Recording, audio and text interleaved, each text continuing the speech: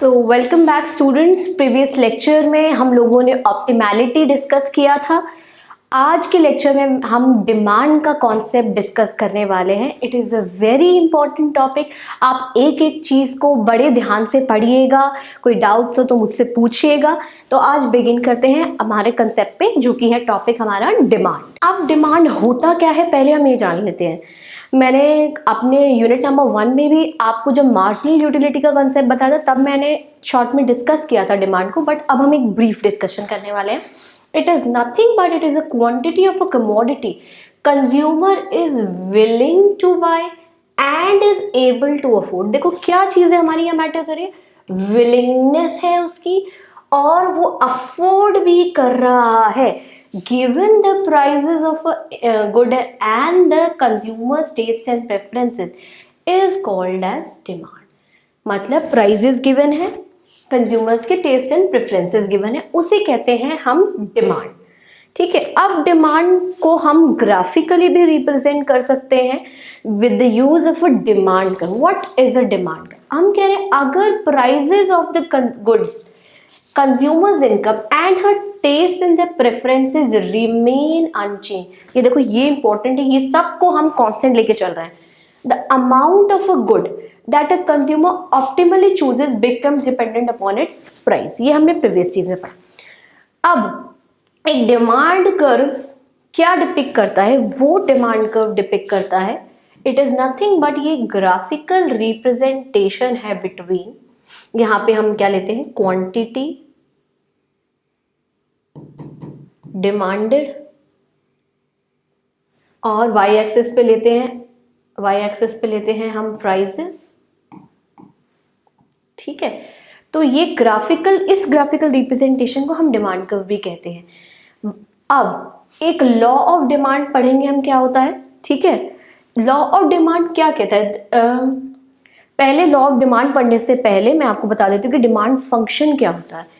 Relation between consumers optimal choice of the quantity of a good and price is very important, और इस relation को demand function कहते हैं। जो relation consumers की चॉइसेस और प्राइस के बीच में होता है उसे हम डिमांड फंक्शन कहते हैं। देखो इस फॉर्म में हम डिपिक्ट करते हैं। एक कंज्यूमर्स डिमांड फंक्शन क्या देता है? Amount of the goods that consumer chooses at different levels of price. क्या चीज इंपॉर्टेंट है? अलग अलग प्राइजेस के लेवल पे। देखो यहाँ पे अगर रिप्रेजेंट करना चाहूँ ना, तो अगर ये सपोज ये क्वांटिटी ले लो x1 प्राइस, p1 प्राइस पे क्वांटिटी डिमांडेड है x1। अगर मैं प्राइस को राइज करती हूँ p1 से देखो p2 के बीच में, तो क्वांटिटी डिमांडेड क्या है, फॉल कर गई अगर प्राइस राइज हो गई। यही बताता है डिमांड, लॉ ऑफ डिमांड भी, कि नेगेटिव रिलेशनशिप है between quantity demanded and price, और उसके फंक्शन को लिख सकते हैं हम f अपॉन p। ठीक है, this is nothing but it is the quantity demanded of a good x,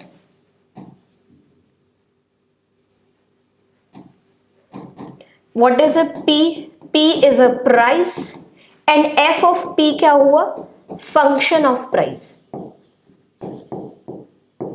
ठीक है, यही इसको ये डिपिक्ट कर रहा है। अब हम बात करते हैं, ये बहुत इंपॉर्टेंट टॉपिक है कि जो भी 12th का एग्जाम दे रहे हैं बोर्ड्स का, ये उनके लिए इंपॉर्टेंट टॉपिक है कि हम डिमांड कर्व को इन डिफरेंस कर्व से कैसे निकाल सकते हैं बजट कंस्ट्रेंट और इन डिफरेंस कर्व का यूज करके। तो चलिए स्टार्ट करते हैं।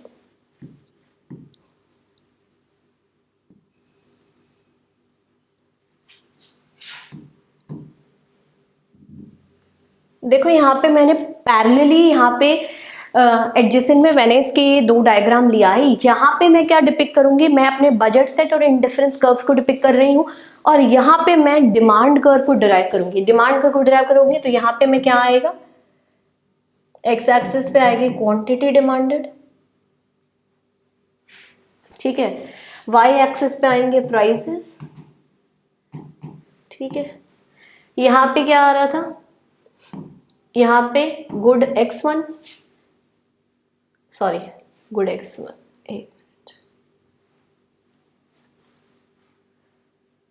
यहाँ पे आ रहा था गुड x, यहाँ आ रहा था गुड y। ठीक है, ये है। अब मैं क्या कहती हूँ, इनिशियली क्या होता है, जैसे ये हमारा बजट सेट है और ये हमारा एक ऑप्टिमल पॉइंट है, सपोज ए, ठीक है। अगर मैं इसको मार्क करूं तो यहाँ क्वांटिटी डिमांडेड ले लो, एक्स आ रही है गुड एक्स की और इसकी आ रही है गुड वाई, ठीक है, एट पॉइंट ए। ये बता रहा है एक हमें ऑप्टिमल पॉइंट, और ये जो सेट ऑफ प्राइजेस है जो डिमांड करे जा रहे हैं मार्केट में, देखो यहाँ पे मैं क्वांटिटी डिमांडेड सिर्फ एक ही गुड का बता रही हूँ, तो यहाँ पे सिर्फ मैं एक्स की बात कर रही हूँ, quantity demanded of X and the prices of X. तो हम चेंज भी किसकी बात करेंगे, सिर्फ प्राइस में। अब मैं कह रही हूँ सपोज एक प्राइस है P1 पे, ठीक है, तो उस P1 प्राइस पे क्या कर रहे हूँ मैं, एक जो मेरी ऑप्टिमल चॉइस है वो x1 units of a good मैं डिमांड करती हूँ और इसका y1 मैं डिमांड करती हूँ, ठीक है, एक गुड का। तो एक at a price P1, suppose मैं कोई प्राइस को ले लेती हूँ P1, ठीक है, उस पर मैं क्वांटिटी डिमांड क्या करती हूँ, x1। ये आ गया कॉम्बिनेशन,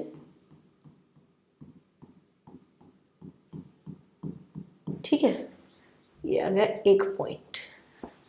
ओके, सपोज मैं कहती हूं कि प्राइस मेरा गुड का कम हो जाता है, that is P1 changes, that is P1 change होता है, व्हाट, P1 डिक्रीज होता है, एंड इट सपोज ये P1 डिक्रीज होके हो जाता है P1 डैश पे, ठीक है, कोई भी चीज की वजह से ये प्राइस कम हो जाता है। अब आप देखो प्रीवियस लेक्चर्स में भी डिस्कस कर चुके हैं, नॉर्मली भी कोई अगर गुड का प्राइस कम हो रहा है मार्केट में तो कंज्यूमर क्या करेगा, उस गुड को खरीदना चाहेगा as compare to another good, तो उस गुड की डिमांड को वो ज़्यादा करेगा।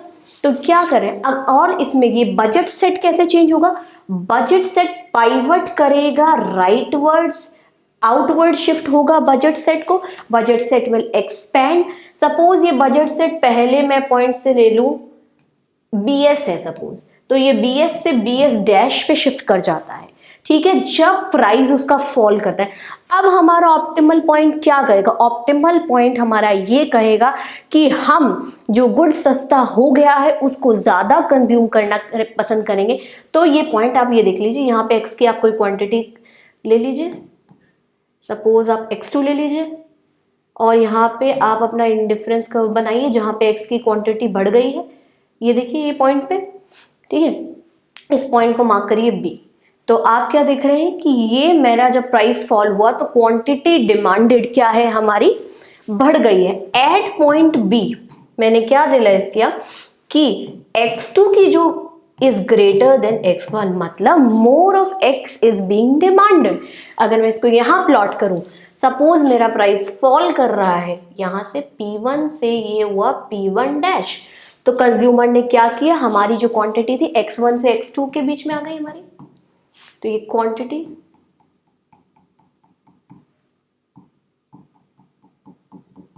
ठीक है x1 से x2 के बीच में आ गई है ये, तो ये क्या कर रहे हैं, एक और पॉइंट मुझे अटेन हो गया। फर्दर में कहती हूँ अगर फर्दर प्राइस डिक्रीज हो रहा है तो ये बजट फर्दर आउटवर्ड शिफ्ट हो जाएगा,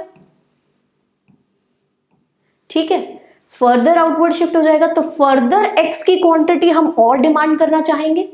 ये देखिए सपोज ये पॉइंट C आ गया, x3 आ गया ये पॉइंट, तो ये हम और डिमांड कर रहे हैं इसको।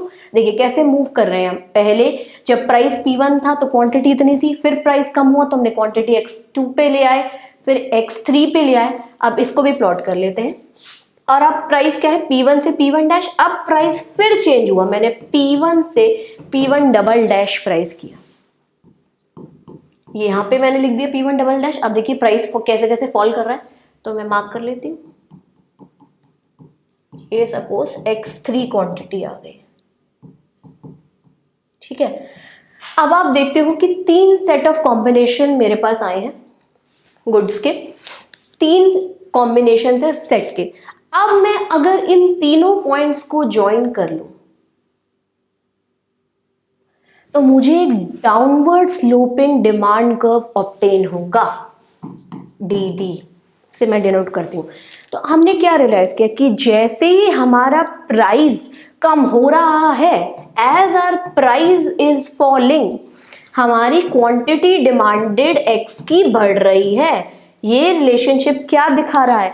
Demand curve, a negative relationship between the demand curve. At a higher price, less quantity would be demanded, but at a lower price, more quantity would be demanded of a good, such that कि हमको एक negative या downward sloping demand curve obtain होगा। ठीक है, अब आगे चलते हैं। अब मैं बात करती हूं कि इसी चीज से, प्राइस चेंज से, कि सब्स्टिट्यूशन और इनकम इफेक्ट क्या होता है। सपोज मैं कहती हूं कि प्राइस कम हो रहा है, प्राइस क्या हो रहा है? Price is falling. तो इस प्राइस फॉल करने से हमारे दो इफेक्ट्स जनरेट होते हैं, वो क्या है? सब्स्टिट्यूशन इफेक्ट एंड सेकेंड आता है हमारा इनकम इफेक्ट। ठीक है, सब्स्टिट्यूशन और इनकम इफेक्ट। इसमें क्या बात कर रहे हैं? The negative shape of the demand curve can be explain by the substitution and the income effect that come into play when the price of a good changes. यहाँ पे क्या बात कर रहे हैं? प्राइस चेंज की, हम प्राइस फॉल कर रहे हैं। देखो सब्स्टिट्यूशन इफेक्ट क्या कहता है? सब्स्टिट्यूशन इफेक्ट ये कहता है हमारा कि जब मेरे किसी गुड का प्राइस फॉल कर जाता है, प्राइस फॉल कर जाता है तो क्या होता है? उसको हम ज्यादा डिमांड करेंगे। More of good is demanded. क्यों? क्योंकि प्राइस फॉल होगा और कंज्यूमर को क्या लगेगा कि जिसका प्राइस कम हुआ है उसको मैं सब्स्टिट्यूट करूंगा। अगर एनसीईआरटी का ही एग्जांपल फिर से बनानास और मैंगोज का लूं तो वो क्या चाहेगा? अगर बनानास का प्राइस फॉल हुआ है तो वो सब्स्टिट्यूट करना पसंद करेगा more of bananas for less of mangoes. वही कहता है सब्स्टिट्यूशन इफेक्ट कि प्राइस फॉल हो रहा है तो क्या कर रहा है? More of a good is demanded. ठीक है, और एक गुड को ज्यादा डिमांड करेंगे तो मतलब कंज्यूमर बनानास को ज्यादा खाना चाहेगा एज कंपेयर टू मैंगोज, क्योंकि उसका प्राइस सस्ता होगा। बट इनकम इफेक्ट क्या कहता है? इनकम इफेक्ट कहता है कि कंज्यूमर की इनकम बढ़ गई है। क्यों? क्योंकि सेम अमाउंट ऑफ इनकम में, देखो इनकम बढ़ने का क्या मतलब? या तो एक्चुअल में इनकम है, ये गुड सस्ता हो रहा है, तो यहाँ पे गुड सस्ता हो रहा है। तो इनकम इफेक्ट कहता है कि अब परचेजिंग पावर जो है वो इंक्रीज हो गई है। परचेजिंग पावर क्या है? वो बढ़ गई है। तो उससे क्या होगा? परचेजिंग पावर जब किसी गुड की बढ़ जाती है तो वो कहता है कि मोर ऑफ बोथ गुड्स,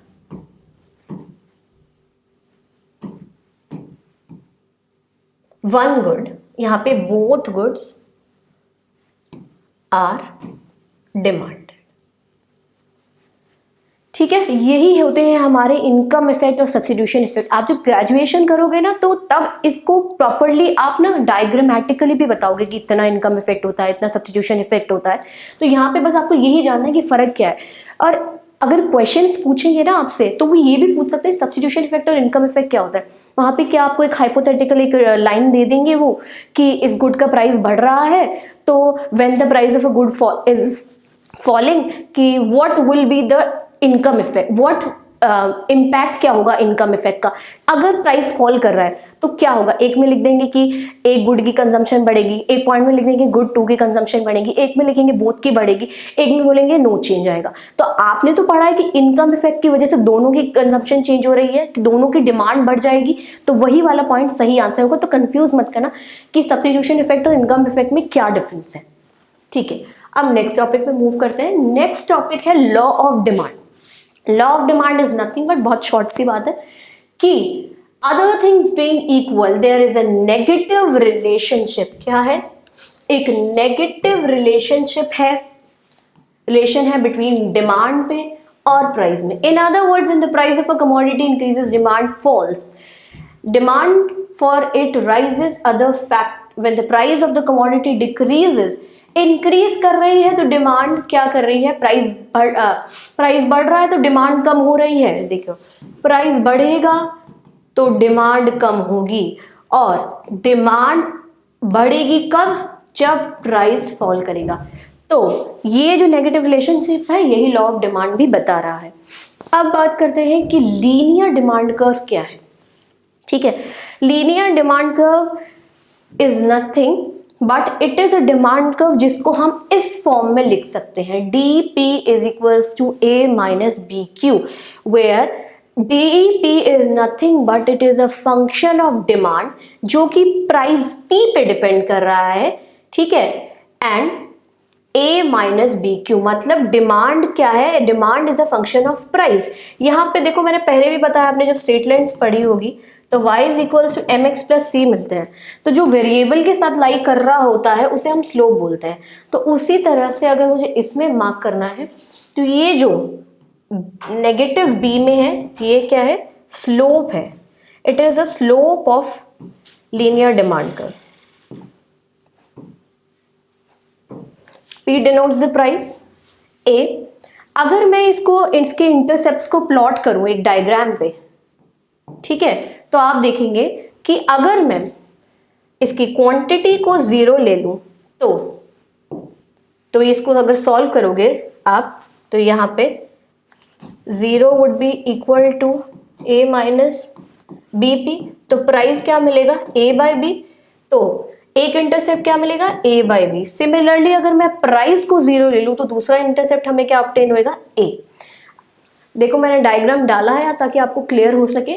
देखिए ये वर्टिकल इंटरसेप्ट है और ये हॉरिजॉन्टल है, सॉरी, और ये है वर्टिकल इंटरसेप्ट। हॉरिजॉन्टल इंटरसेप्ट आ रहा है A और वर्टिकल आ रहा है A बाई बी, और इसी रिलेशनशिप को जब हम डायग्रामेटिकली डिपिक्ट कर रहे हैं और एक स्ट्रेट लाइन ऑब्टेन हो रही है तो इसे कहते हैं हम linear demand curve. So students that's all for today. मैं लेक्चर्स को थोड़ा छोटा कर रही हूँ ताकि आपके लिए लेक्चर्स ज़्यादा बोरिंग ना हो, तो आप प्लीज़ नेक्स्ट लेक्चर तक आएँ तो सारी चीज़ें रिवाइज करके आएँ। Thank you so much.